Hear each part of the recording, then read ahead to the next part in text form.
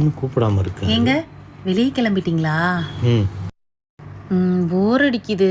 போர் அடிக்குதா? போய் டிவி பாரு. இவ்வளோ நேரம் டிவி தாங்க பார்த்தேன், இருந்தாலும் போர் அடிக்குதுங்க. ரொம்ப போர் அடிக்குதா? இப்போ என்ன பண்ணுற, நான் காரில் பெட்ரோல் போட்டு வந்துடுறேன். நீ ரெடியாக தானே இருக்க? ஓகே, அப்போ அதுக்கு முன்னாடி நான் ரெடியாக தாங்க இருக்கேன். நீங்கள் சொன்ன உடனே கிளம்பிடலாம்.